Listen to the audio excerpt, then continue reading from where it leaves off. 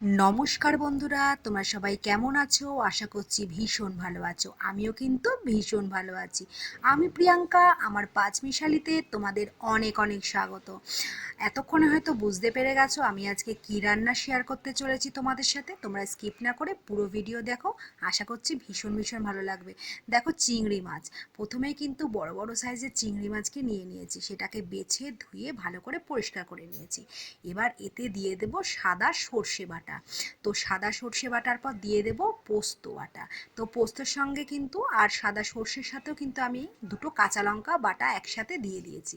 আর দিয়ে দেব দেখো কুচনো পেঁয়াজ। পেঁয়াজটাকে দেখো এইভাবে হাতের সাহায্যে ভালো করে কিন্তু চটকে চটকে নরম করে নিতে হবে। এবার ওই পেঁয়াজগুলোকেও ওই চিংড়ি মাছের মধ্যে দিয়ে কিন্তু ভালো করে একটু ম্যারিনেট করে রেখে দিতে হবে। দেখো, এর ওপরে দিয়ে দিলাম কিন্তু নুন, স্বাদ মতো নুন দিলাম। আর নুনের পর দিয়ে দেব কিন্তু অল্প পরিমাণে হলুদ। তো দেখো, হলুদ দিলাম। আর দিয়ে দেব কিন্তু কাঁচা সর্ষের তেল। সর্ষের তেলটা একটু বেশি পরিমাণে দিতে হবে। দেখো, সর্ষের তেল দিয়ে আর কিন্তু 3-4টে কাঁচা লঙ্কা এমনি আমি দিয়ে দিলাম, কারণ মেয়ে কিন্তু বেশি ঝাল খায় না। দেখো, এখানে ভালো করে মাখা যাচ্ছে না, তো সেটা একটা বাটির মধ্যে নিয়ে বেশ একটু আলতো করে ভালো করে মেখে কিন্তু প্রায় আধা ঘন্টার মতো রেখে দিয়েছিলাম। তো দেখো, ভালো করে মেখে নিচ্ছি।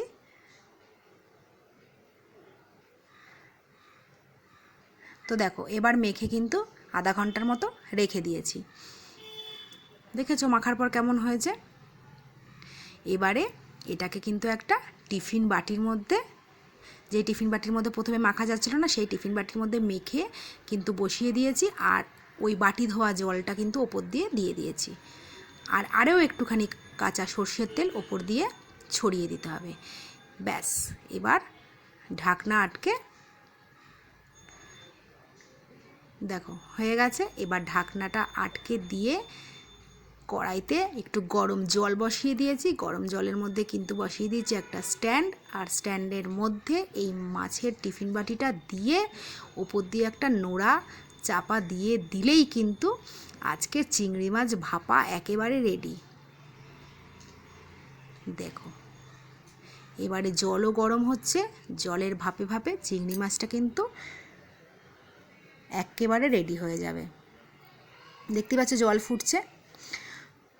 তো দেখো, ঢাকনাটা খুলে আবারও একটুখানি ওপর নিচ করে নাড়িয়ে দিলাম, যাতে চিংড়ি মাছটা ওপর নিচ করে হয়ে যায়। দেখো, তো আমার এই পুরো ভিডিওটা, এই পুরো চিংড়ি মাছ ভাপার ভিডিওটা তোমাদের যদি ভালো লেগে থাকে, তোমরা কিন্তু অবশ্যই লাইক, শেয়ার, কমেন্ট করবে।